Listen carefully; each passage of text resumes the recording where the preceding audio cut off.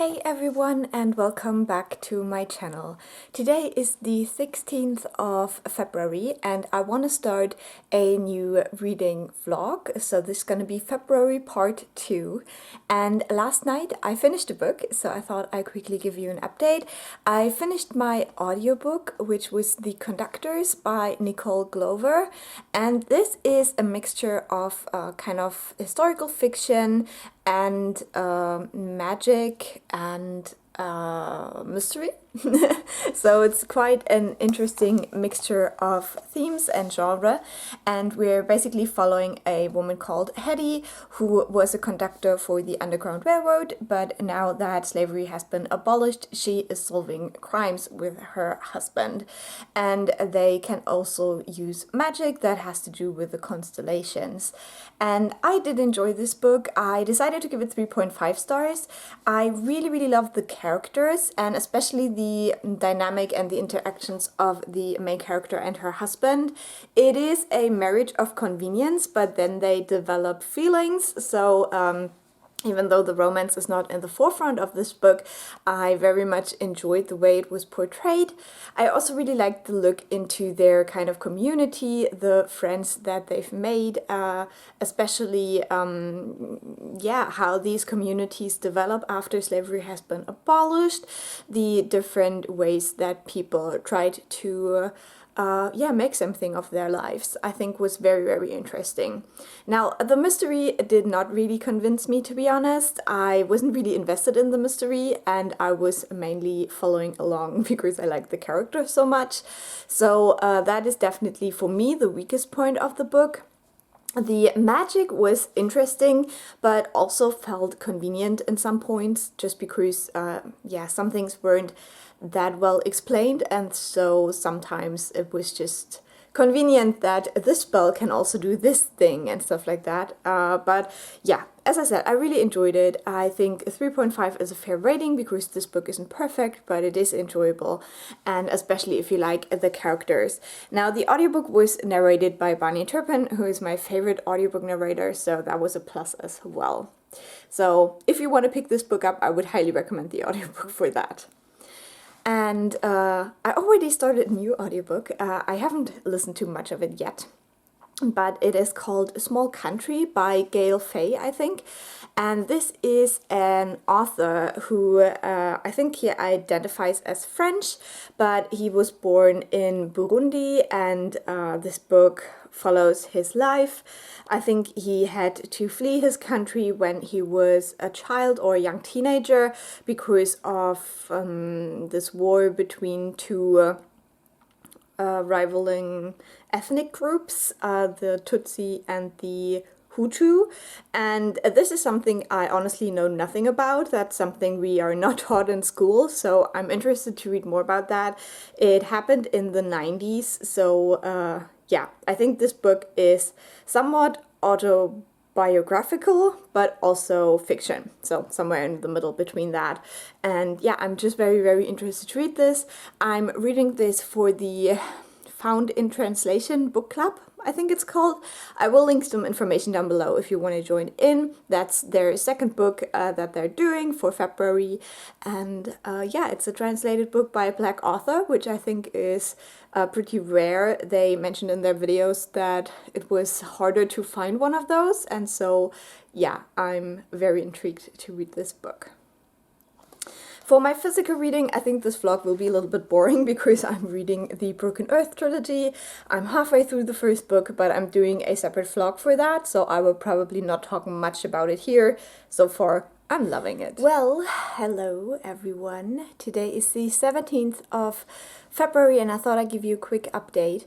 I haven't been reading that much right now because I got offered a new job, and I accepted it today.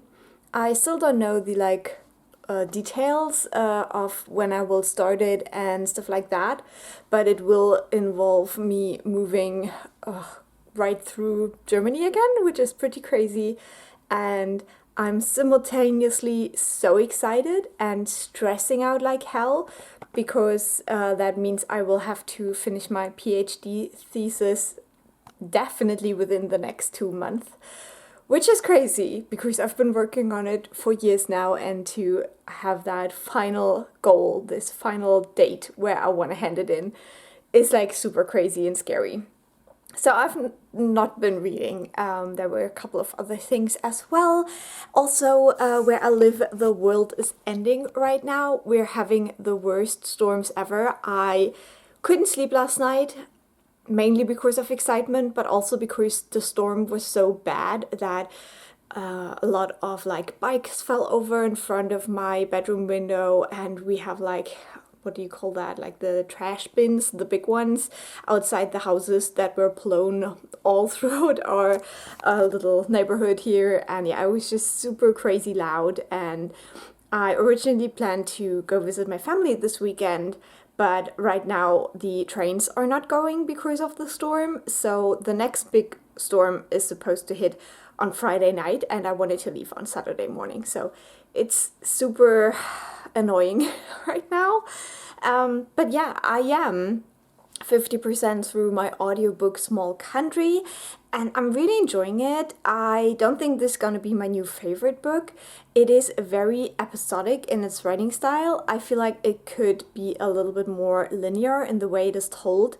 The first half of the book is lighthearted in some moments. I already talked a little bit about the racism that is portrayed, but there's also, just this childhood feeling, talking about like the summer holiday and stuff like that. Obviously, there's deeper themes in it, but because it is kind of on a surface level and these themes are only touched upon a little bit, I feel like the first half was quite lighthearted. But now going into the second half, the political context is gonna get much worse, I believe. So I think the second half will be much more hard-hitting now. I think that I will probably finish it very soon. But yeah, since my plans are kind of up in the air right now, literally because of the wind and the storm, we'll see about that. I'll make sure to update you once I've finished it. And yeah, as I said, I'm really enjoying it, so that probably won't take that long. It's a very short book as well. So it is me from the future. I just realized that I didn't talk about my audiobook, Small Country by Gael Faye, when I finished it, which was a fail. So I'm kind of doing it now. It's been a while now since I finished it, but maybe a couple of words about the second half of the book. So as I said, the first part surprised me because it was quite lighthearted. That definitely changed a bit in the second half of the book. I think that the main character is a bit special because the story is told from a point of view of a child, and this child is not very interested in politics, and he tries to stay away from this brewing kind of conflict between the Hutu and the Tutsi, and he doesn't want to pick sides. So I think that a lot of the political details and stuff like that are a bit lost because of that. On the other hand, I think it is very understandable that as a child you really don't want to get sucked into these conflicts, and so it was quite relatable. I must say that the book gets very dark and very, just depressing in a way, but since it is so short, I feel like it always stays a bit too much on the surface for my taste. And one thing in particular is that I would have loved to see this book explored more from the point of view of the mother, because I think she's such an interesting character, and I think the stuff that she has to deal with and the emotions that she feels are so interesting. The special thing about the mum is that she's already a refugee in Burundi. She is originally from Rwanda, and so she doesn't really identify with the Burundi people. She identifies as a Rwandan, and having that refugee experience already, then going into that conflict and fearing for her family and friends, it's just so heartbreaking, and really the character of the mother was the most interesting to me. And yeah, I would have loved the book from her point of view. Apart from that, this book was still really good. I think for the length, it really does a lot. There were definitely times when I cried. There were a couple of wonderful quotes also at the end, especially one where the main character says something in the veins of that he didn't lose his home country, but he lost his childhood. And that's something I could relate to. I obviously haven't lost my home country. I can live in the country that I was brought up in, but a lot of the things that existed when I was a child are lost forever now, and they will never come back. And that is a very nostalgic and also sad thing. So that definitely made me cry. I cried a lot during the ending of the book, and I think it was wonderfully written. So yeah, I would definitely recommend it. I give it 4 stars in the end, I believe. Not my new favorite book, but definitely a book where I'm glad that I've read it, and I can recommend it, especially since it is so short, you know. I think that can be a good and a bad thing because I would have liked a little bit of a deeper exploration of the themes, but on the other hand, it is more accessible for lots of people, so yeah. That's the audiobook. I wanted to check that off. And the next audiobook I decided to start was Cherish Farrah by Bethany C. Morrow. And the next clip will update you on that.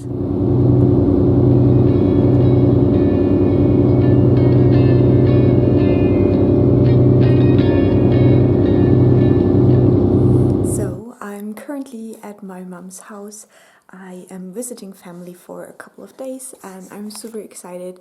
I got here yesterday and visited my grandma, and I was really lucky because of the storm. Lots of trains weren't able to, you know, do their job to get people across the country, but luckily my train was okay. It worked out perfectly. I'm very, very glad. And so today is my mom's birthday, so yeah, I'm staying here for now. And on the train I started listening to my audiobook Cherish Farrah. I am now about 10% into it. I listened to a little bit more than the first hour, and so far I'm liking it. This book is a bit weird because I want to love it. The book is written by Bethany C. Morrow, which has also done A Song Below Water and the sequel. And I loved the sequel because it had an kind of unlikable female main character. But I loved her. I absolutely adored her. So with Cherish Farrah, I hope that this will be a main character that I fall in love with as well. But yeah, I'm not sure yet. We'll see. So I want to love it. I hope I will do, because this is kind of a YA horror focusing on, yeah, just blackness, whiteness, and yeah, it follows these two girls who grew up very privileged, but they're both black girls. One of them, Cherish, was adopted by a white family, and she's very, very spoiled by that family. And Farrah, who's the main character that we're following, she's the best friend of Cherish, and Farrah grew up with her black parents, but they had a lot of money. But at the start of the book, we kind of figure out that something went wrong there. Something's going on with these families, and yeah, I think it will be an interesting exploration of like being a spoiled teenager but also being black in America and stuff like that. So as I said, I hope I will love it because it sounds great, but I think this one really yeah, it really depends on the characters if you're gonna love it, I think. So that's what I've been reading. I also watched the kind of newer Charlie's Angel movie on the train, the one with Kristen Stewart, and I was pleasantly surprised. That movie was so fun. I hadn't really heard anything good about it, so I hadn't watched it for a very long time, but you know, I like having these more light-hearted, fun movies on the train. So yeah, I really enjoyed it. And then last night I watched Mudbound with my mom and my stepfather, and that was really cool as well, because even though I'm not quite sure whether they really liked the movie, I think it did something with them, and Mudbound is just such a good movie. So yeah, they're having Netflix now. They didn't have Netflix before, so I thought I'd treat them to it. So yeah, that's how my life's going right now. I'm excited to spend some time with my family, and that's what I will do now.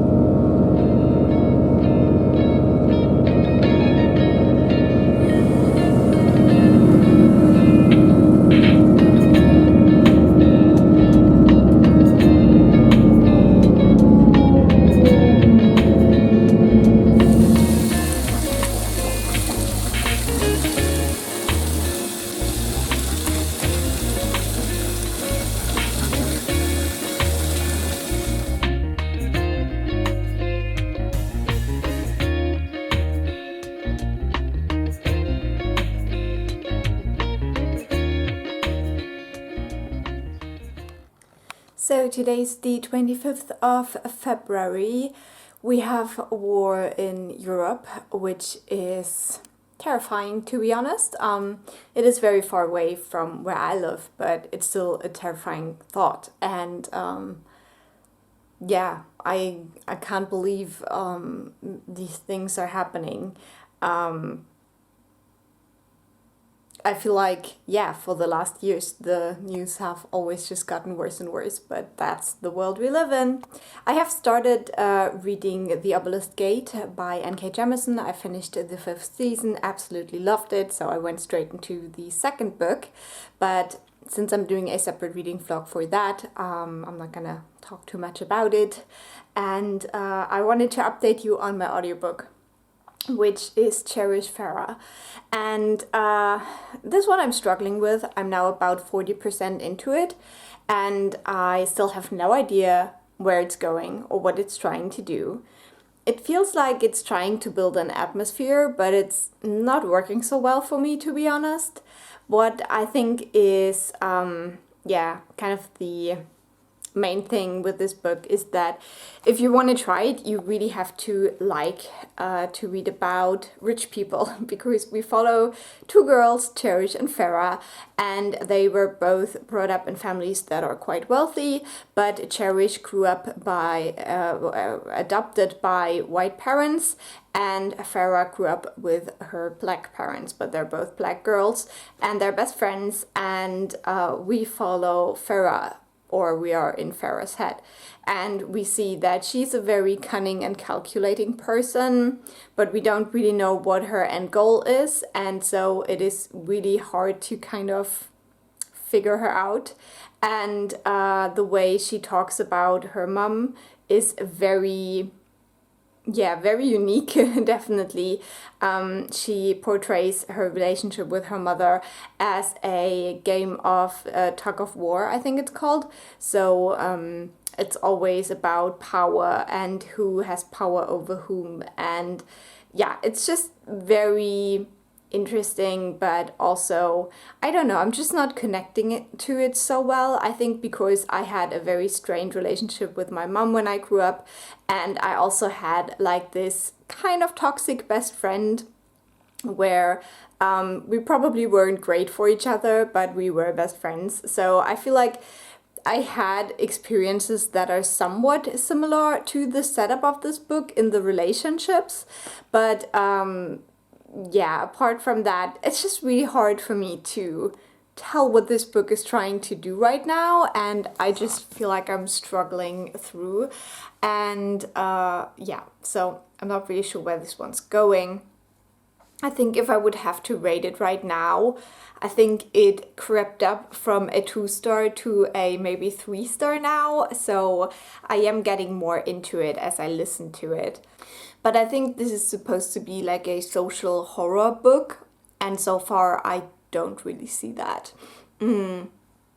So yeah, as I said, I think this book is trying to build up some atmosphere, but I don't think that it's succeeding so well. So yeah, I'll keep you updated on that one.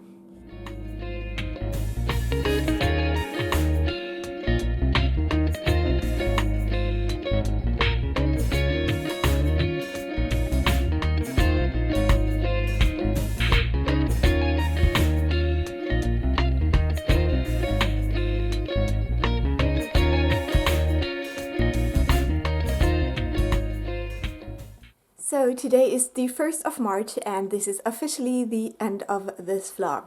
I have less than 100 pages, I think maybe about 60 or so, in the Obelisk Gate, so I'm pretty sure I will finish this tonight, but unfortunately I did not finish it in time for Blackathon. So yeah, loving this book, it's amazing. I'm also 50% through my audiobook Cherish, Farrah, so that one I will also finish in the beginning of March. With that one I'm having a bit of a difficult time. Not that it's a bad book, but I feel like I have no idea what's going on and that I'm just not getting something probably. So yeah, we'll see how the second half of that evolves. I will talk about that in my next reading vlog for the first half of March probably.